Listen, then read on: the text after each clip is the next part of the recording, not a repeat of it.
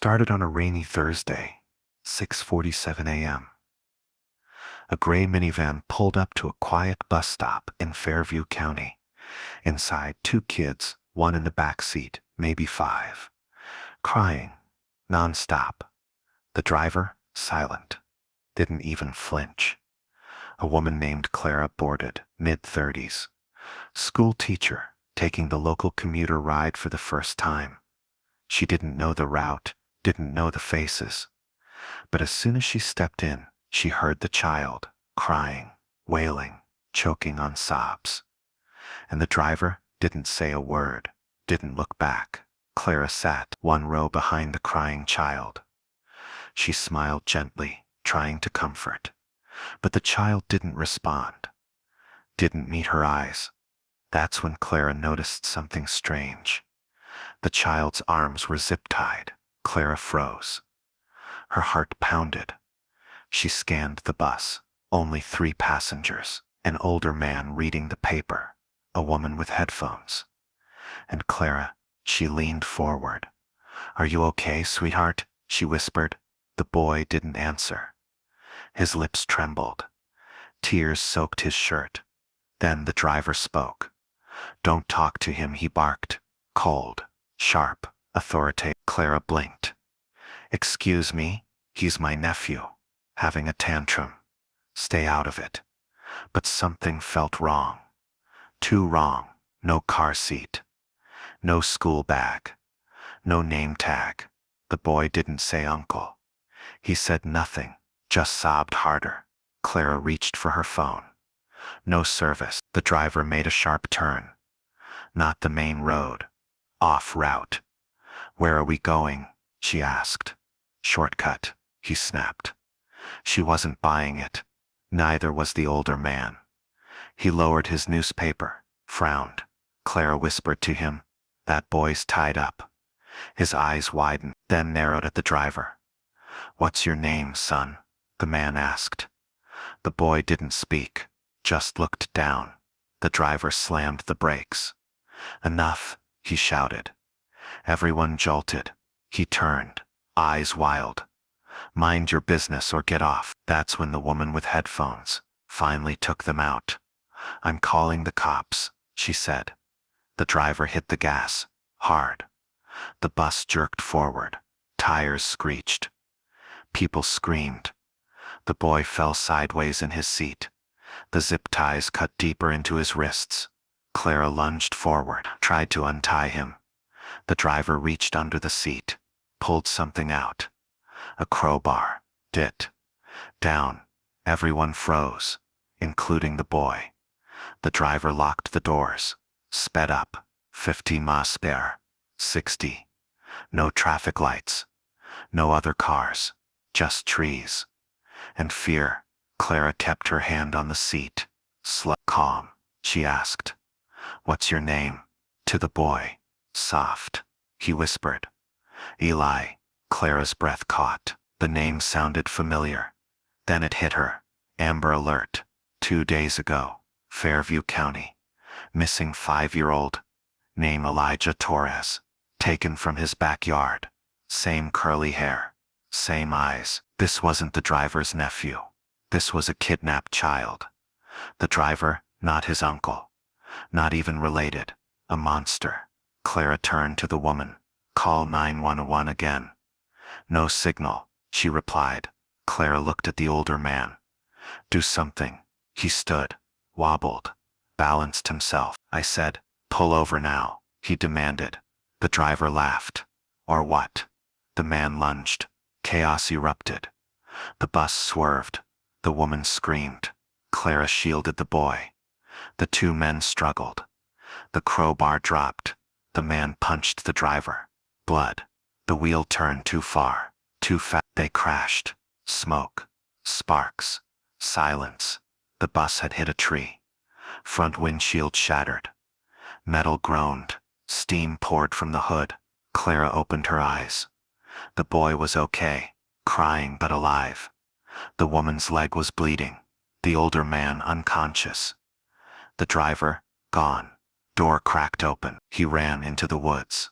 Clara untied Eli, held him close. Then she reached for the crowbar, stood, limp toward the road, waving. A truck appeared, swerved, stopped. The driver jumped out, ran to help. Police were called, ambulance too. Eli was safe. The woman rushed to the hospital, the older man stable. But the driver, still missing. Until 3 hours later, they found his car, parked behind an abandoned motel. Inside IDs, duct tape, handcuffs, candy, and photos of other children. Clara saw one, gasped. A girl from a case last month, reported missing. Then another and another. It wasn't the first time. This driver was no first-time offender. He was a predator. The police issued a manhunt. Canines, helicopters, local alerts. By midnight they had a lead. A hiker spotted someone running through the trees. Blood on his shirt. The chase was on. Next morning, Clara got a call. The police had found him, but not how she expected. He was in a cabin, one town over, hiding in the basement. He wasn't alone. There was someone with him. A girl, no older than 6, numb, tied up. And behind her on the wall, a map, dozens of pushpins, name, dates, a trail of abductions, all connected, all leading to one name. Eli. Why? What did this boy have to do with them all? Claire thought it was over, but it was just beginning. The morning after the harrowing bus crash, Clara sat in the police station, her hands trembling as she recounted the events. The memory of Eli's tear-streaked face and the zip ties cutting into his small wrists haunted her. The discovery in the abandoned motel, the IDs, duct tape, handcuffs, candy, and photos of other children had confirmed her worst fears. Detective Ramirez entered the room, his expression grave. Detective Ramirez, we found him, the driver, hiding in a cabin one town over. Clara's heart raced. Clara, was he alone? Detective Ramirez, no, there was a girl with him, no older than 6, tied up. Behind her, a map with dozens of pushpins, names, dates, a trail of abductions, all connected, all leading to one name, Eli. Clara's breath caught. What did Eli have to do with all of this? The cabin was a grim tableau of the driver's twisted mind. The walls were covered with photographs of children, each marked with a red X, except for Eli's. The map detailed locations across multiple states, each pushpin representing a missing child. At the center, a circle around Fairview County. Detective Ramirez briefed Clara on the findings. Detective Ramirez, the girl we found is safe now, but traumatized. The driver had been planning these abductions for years. Eli was supposed to be his masterpiece. Clara couldn't fathom the depth of the horror. Clara, why Eli? Why target him? The detective hesitated. Detective Ramirez, we're still piecing it together, but there's more. The driver had a list of names, children who had gone missing over the past decade. Eli's name was at the top, but he was never reported missing until now. Clara's mind reeled. How could that be? Further investigation revealed a chilling pattern. Each child on the list had been abducted under similar circumstances. Public places, minimal witnesses, and always a different vehicle. The driver had been meticulous, changing his appearance and methods each time.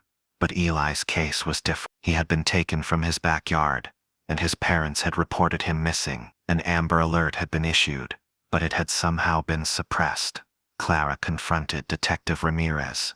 Clara, how could the Amber Alert have been suppressed? Who has that kind of power? Detective Ramirez, we're looking into it, but it suggests the driver wasn't working alone. He had helped someone on the inside.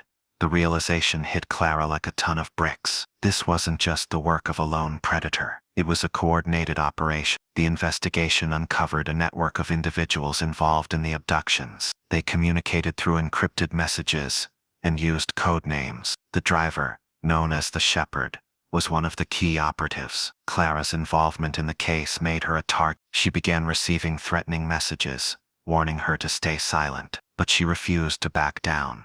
One night, Clara returned home to find her apartment ransacked. A single photograph was left on her kitchen table, a picture of Eli, with the words "He belongs to us" scrawled across it. Clara took the photo to Detective Ramirez. "Clara, they're watching me. They know where I live. Detective Ramirez will assign protection, but we need to act fast. The network is vast, and they're already covering their tracks." As the investigation deepened, a major revelation turned the case upside down. Eli's DNA didn't match his supposed parents. He had been living with imposters. The real Eli Torres had been missing for years, and the boy Clara saved was someone else entirely. Clara stared at the DNA results, her mind racing. If this wasn't Eli, then who was he, and why was his name at the center of the map? Before she could process the information, her phone rang. An unknown number. "Unknown caller. You're getting too close. Back off, or you'll be next." The line went dead. Clara couldn't stop shaking. The image was seared into her mind. The map, the pins, the girl tied up in that basement, beside Eli's name. It was supposed to be over. The crash, the rescue, the manhunt. But now, it was darker than she imagined. The officers brought the girl out. She couldn't speak, couldn't cry, just stared ahead like her soul had been switched off. Clara stood outside the cabin, Eli in her arms. He was safe, but something was different. He didn't look relieved. He looked scared, like he remembered something he didn't want to. She knelt down. "Eli, do you know her?" He hesitated, then nodded. Her breath caught. "From where?" He shook his head. "He took us before, to the place with the red doors." "What red doors?" But he went silent, just like the girl. Detectives swarmed the area. Crime scene tape snapped across trees, and that wall of horror inside. The names, the pins. It wasn't just chaos, it was a pattern. Each pin had initials, small photos taped beside them, some with question marks, some crossed out. Eli's name, not crossed, but someone else's was, under prototype A11, and in the middle of the board, in thick red marker, Project Nestling, Phase 3 initiate with host. Clara watched one of the detectives go pale. He whispered to his partner, "We need to call Langston." That name made Clara freeze. Special Agent Langston, FBI, Task Force on Child Trafficking. If he was involved, this was bigger than a single predator. She followed the officers as they packed up the basement. "What's Project Nestling?" she asked. No one answered, so she turned to Eli. "Sweetheart, did he call you Prototype B14? Eli looked away. "He said I was his favorite." At the precinct, Clara refused to go home. She wanted answers. Eli and the girl were taken into protective custody. Clara demanded to see them, but the lead detective told her it wasn't safe. "For who?" she asked. He didn't answer. Hours passed. Then Langston arrived, tall, sharp, eyes that didn't blink too long. He went straight to the evidence board. When Clara approached him, he didn't shake her hand. He just asked, "How did you first spot the boy?" She explained everything, the crying, the zip ties, the crash, the chase. Langston listened, no emotion, no reaction. Then he asked, "Did he ever mention the word father?" Clara blinked. "What? Did he call the man who took him father?" "No, he called him uncle at first, but then stopped talking." Langston sighed. "We've been chasing this ring for 7 years. We thought the Nestling project was a myth." Clara's stomach turned. "So it's, what? A cult?" "No. Worse. It's a syndicate. They abduct children, test psychological programming, and raise them under code names." She felt sick, like lab rats. Worse, like soldiers. That word didn't make sense. Soldiers? These kids aren't just victims. They're being conditioned to obey, to forget their names, to follow orders. And if Phase 3 is real, he paused. They're training them to recruit. Clara's blood ran cold. "Recruit? You're telling me that Eli," Langston nodded, "could be their key to expansion." He's already been moved through 3 locations. He remembers faces, paths, commands. "We think he escaped once before, but he was tied up." Langston looked at her. That may have been part of the act. Later that night, Clara stared at the ceiling of her hotel room. She couldn't believe it. Was Eli a victim, or part of it? She remembered his tears, his tiny voice saying red door. No child could fake that, right? She sat up and turned on the TV. Local news. No updates. just a segment on the crash, and a blurry image of the driver now named Martin Das, former school bus driver, fired 6 years ago after complaints. But that wasn't the shot. Underneath his name, connected to disappearance of 18 children across 3 states. Clara turned off the TV. Outside, thunder rolled. Rain again. She thought of Eli, of the girl in the cabin, of the names on the board. She couldn't sleep. At 2:34 a.m., her phone buzzed. Blocked number. She hesitated, then answered. Silence. Then a voice. Low. Male. Calm. You should have stayed out of it, Miss Clara. Her breath caught. Click. She ran to the lobby, told the officer on duty. They traced the call. Nothing. Burned phone. Gone. Langston was notified. They're watching, he said, and now they know your face. The next day, another twist unraveled. Eli disappeared. Gone from protective custody. No cameras, no alarms, just gone. The agents were furious. The guards confused. Nothing on the footage. Langston lost it. He didn't escape, he was taken. Again. But Clara had a theory. What if he never left? She pulled out a map, traced the locations from the pushpins in the cabin. 3 formed a triangle. In the middle, a shut-down juvenile facility. Langston raised an eyebrow. That's where we found prototype A9. They geared up. Raid ready. Clara insisted on coming. Langston refused. She insisted harder. He let her ride, vest on, fear in her chest. They approached the building at 4:17 p.m. Broke down the gate. Flashlights out. Doors breached. Inside, darkness. Dust. Silence. Then footsteps. Clara turned. A child stood at the end of the hallway. Not Eli, but holding something. A recorder. They played it back. A voice. Eli's. If you found this, I didn't run. I was told to. He said it was my final test. But I don't want to do it. I want to come home. Please. The message ended. Langston clenched his jaw. They're making him choose. Suddenly, screams from the south wing. Agents rushed in. Room full of beds, lined in rows. Drawings on the walls. All the same symbol. A nest. Clara stepped in and froze. On one of the beds, a note addressed to her. He trusts you, so you'll bring him in, or we take someone else. There was a photo inside of Clara's niece in her school uniform on her front lawn. Clara dropped the note, heart racing. They knew her. They knew where she lived. Langston ordered immediate extraction. Clara's family was relocated that night, but she knew it wouldn't stop. At 6:45 the next morning, Langston got a call. One of the agents found movement in the woods near the facility. They went in, and there he was. Eli, alone, crying, hands raised. He said one thing: I'm ready to come home. They brought him in, checked for weapons, tracked for wires. Nothing. Langston ordered full debriefing. Clara was allowed to see him supervise. She sat down, looked at him. He looked tired, thin, pale. Why'd you run, Eli? He looked at the mirror. Knew they were watching. They said I was broken. Clara leaned in. You're not broken. He whispered. They're coming. She blinked. Who? He didn't answer. He just said, You'll see. Eli's words hung in the air like smoke. They're coming. Clara's pulse quickened. But she didn't flinch. She kept her voice calm, steady. Who's coming, sweetheart? But Eli just lowered his eyes. Langston and his team reviewed the footage of the facility again, over and over. One detail stood out.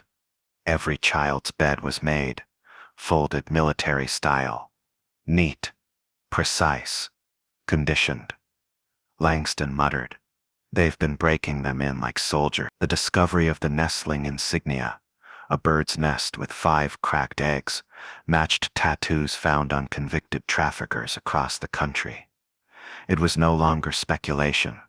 Project Nestling was real. And Eli, he was the last variable. That night, Clara stayed at the safe house. She didn't trust anyone else with Eli, not even Langston. But something shifted. Eli started drawing. Not random scribbles, blueprints, floor plans, hidden rooms, trap doors. He didn't even seem aware he was doing it. Clara leaned over. What are you drawing? He didn't look up. The place under the lake. She frowned. What place? He pointed to a spot on the page. Here, the nest is under the water. Langston was called in. They cross-referenced the drawing with satellite maps. There was only one match. An abandoned boathouse 30 miles north, surrounded by lake on 3 sides. No public records. No owners. Langston turned to Clara. We're going in. April 18th, though 3:42 a.m. 30 agents. Full tactical gear. Clara watched from a surveillance truck. They moved in by boat. Quiet. Swift. No lights. Inside the boathouse silent, until a trigger wire snapped. Boom. A charge went off under the docks, 1 agent thrown into the water. Chaos erupted. Gunfire. Shouts. But something was wrong. No children. No guards.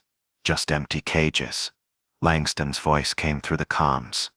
It's a decoy. They knew we were coming, and on the back wall painted in blood-red letters. The nest always moves. Clara gasped. Langston returned to the van, soaked and livid. They're mobile. Underground. That kid's been fed a script. Clara refused to believe it. No, she said. He's trying to help. That wasn't a setup. He's scared. Langston slammed a folder shut. Fear can be manufactured. But Clara knew. Eli wasn't lying. He was remembering. Back at the safe house. Eli had locked himself in the bathroom. Clara knocked gently. Sweetheart. It's me. No answer. Then water running. A splash. She forced the door open. And froze. Eli sat in the tub, fully clothed. Eyes wide open, whispering. She leaned in. He'll come through the mirror. That's where he watches. What mirror? He pointed. There. The bathroom mirror was ordinary until Langston's team ran a scan. Behind it, an embedded camera. Live feed, still warm. Clara stared in horror. They've been watching us this whole time. Langston gave the order. Secure the perimeter. Now. Clara grabbed Eli and held him close. It's over, she whispered, but she didn't believe it. That night, something in Eli shifted again. He woke up screaming. He's coming. The shepherd. He's the father. Clara sat beside him. Who's the shepherd? Eli sobbed.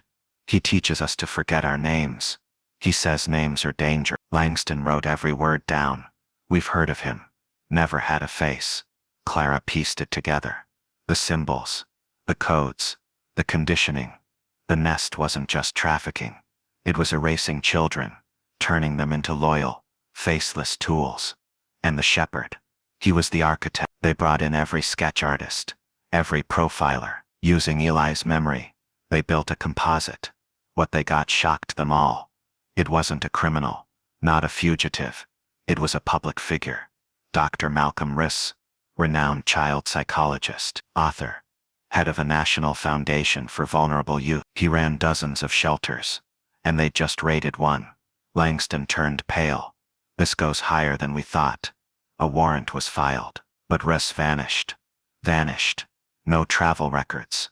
No movement on credit. Nothing. He's ghosted, Langston said. He was always one step ahead, but Clara had another idea. He won't run forever. They set a trap. Clara agreed to go on national TV, an interview, tears. The story of the boy she helped rescue, the false leads, the open investigation. Langston didn't like it.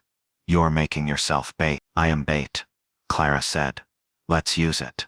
The interview aired. Millions watched. But only one call came in. A burner phone left in a mailbox. Just 2 words. You're close. Langston's tech team traced the drop point. A nearby church. Vacant. They went in quiet. Dr. Reese. They took him in. Langston interrogated him for hours. He said nothing. But when Clara entered the room, he smiled. You're the one who broke the cycle, he said. She glared. You're the one who built it. He leaned forward. Calm. Cold. You can't stop it. The nest isn't mine. It's an idea. And ideas can't be jailed. Clara's hands trembled. But then Langston walked in with a file. Found on Reese's property. Hidden beneath floorboards. Names. Photos. Coordinates. Proof. Hundreds of children. Hundreds. Enough to take the entire operation down. Reese said nothing more, but he didn't have to. The case was airtight. Over the next month, dozens of arrests. Safe houses dismantled. Children rescued. Langston gave a press statement. Carefully worded. But Clara knew the truth. The real war had only begun. Eli was placed with a specialized recovery unit. He didn't want to go. He clung to Clara's leg. "I want to stay with you," she cried. "You have to get better first, sweetheart. But I'll visit. I promise." He nodded, tears spilling. As he was driven away, he waved out the window, one hand on the glass. Clara waved back. Langston stood beside her. "He's lucky he had you." "No," she said. "I'm lucky I found him." They watched the car disappear over the hill. And for the first time in months, silence felt safe. 6 months later, Clara had stopped keeping track of the headlines. Nationwide sting uncovers trafficking empire. Renowned psychologist behind child exploitation ring. Justice Department targets underground syndicate. But justice, she'd learned, rarely came cleanly. Dr. Reese had pled not guilty. His lawyers blamed a smear campaign, claiming the files were planted. He smiled through arraignments, wore tailored suits, still spoke with that calm, cultured voice, like he was giving a lecture rather than facing a life sentence. Langston had predicted it. People like him, they always think they'll win, because they're used to the world bending in their favor. But Clara was done playing by the rules of their world. One morning, Clara received a plain, unmarked envelope. At her desk, inside a child's drawing. A bird's nest, 5 eggs, one cracked open, and beneath it, scrawled in shaky handwriting, "He's still talking to them, inside. Eli." He hadn't forgotten. Langston was skeptical. Could be a prank. But Clara knew the handwriting. She knew the pain in those jagged lines. She requested visitation, but Eli wasn't at the recovery center anymore. "He's been moved," they said, "out of state. Private program. No details. No contacts." That night, Clara stared at the drawing for hours, her gut twisted. The nest wasn't gone. It had retreated. Langston's team traced Reese's past for new leads. An ex-colleague finally agreed to meet. Nora Simmons, former clinical director, fired 3 years ago. They met in a motel room, neutral ground. Nora was shaking, pale, always watching the window. "He had us believing we were helping those kids," she said. "He talked about reprogramming, giving them new starts. But one night, I found a locked room at the center." "What was in it?" Clara asked. "Photos, videos, instructions. They were training the children to obey, to follow one man only. The shepherd," Clara said. Nora nodded. "I saw what he was doing. I tried to report it. I was silenced." Clara leaned forward. "Help us now." She handed Clara a USB. "Everything I've hidden, names, transfers, hidden centers. But you didn't get this from me." Langston cross-referenced the files. Dozens of children hadn't been placed in legitimate homes. They'd been handed off, to donors, to sponsors, sold. And Eli, he was slated for transfer to a restoration unit, somewhere off-grid. Clara stared at the file.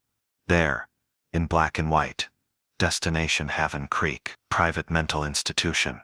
Langston tried to go through official channels, but the request was denied. Insufficient cause. Clara made her choice. She was done waiting. She took a leave of absence, rented a car, drove 8 hours through fog and forest to Haven Creek. The facility was nestled in pine-covered hills. No signs, no phone reception. She posed as a social worker, flashed outdated credentials. They let her in. A tall, matronly nurse led her through locked corridors, all white. The children wore gray, sat silently, eyes hollow, heavily traumatized. The nurse said, "We keep them quiet for their own safety." But Clara saw it. The blank expressions, the obedience. She found Eli in the garden, sitting on a bench, folding a paper crane. He looked up slowly and smiled, but his eyes, they didn't light up. "Eli," she whispered. He tilted his head. "Do I know you?" She knelt. "It's me, Clara, remember?" He blinked, then whispered, They told me to forget. They said names were poison. Her throat tightened. I'm taking you out of here. His hands trembled. There's a basement. That's where the voices come from. They still call me Subject 7. She stood, walked straight to the front desk. I'm checking this boy out. Now, the nurse stiffened. We don't allow removals without director approval. I am the director's approval. Clara snapped. File the paperwork, or file a lawsuit. They didn't stop her. Not after she showed them her badge and whispered the one word no one dared say anymore. RIS, with Eli safe. The files from Nora triggered a deeper investigation. Heaven Creek was shut down. 3 more facilities raided. Over 70 children recovered. More victims came forward, former graduates of the Nest. One by one they testified. Reese's mask slipped. He grew erratic in court. Accused everyone of conspiracy. Claimed he was building a better future. Called his accusers ungrateful. The final straw? A journal uncovered from his personal vault. His own handwriting. Detailed entries on child conditioning, mind control, and moral cleansing. The jury didn't even deliberate for a full day. One guilty verdict. 73 federal charges, life imprisonment. No possibility of parole. Reese was escorted from the courtroom. Shackled, silent. He didn't look at Clara, but she looked at him. And for the first time, she saw the truth. He wasn't powerful. He was pitiful. A man whose empire had crumbled under the weight of its evil. Eli stayed with Clara for a year after the trial. He painted again. At first, just dark smudges. But over time, color returned. One day he drew a tree, and under it, a boy, smiling. Clara hung it on the wall. She made pancakes on weekends. Read to him at night. Let him leave the nightlight on. No questions asked. And sometimes when he felt brave, he whispered his name before falling asleep. His real name, not Subject 7. Not a number, just Eli. Free. And somewhere, in the corner of a cold prison cell, the shepherd sat alone. No followers. No voice. No control. Just silence. And in that silence, everything he tried to bury had finally risen.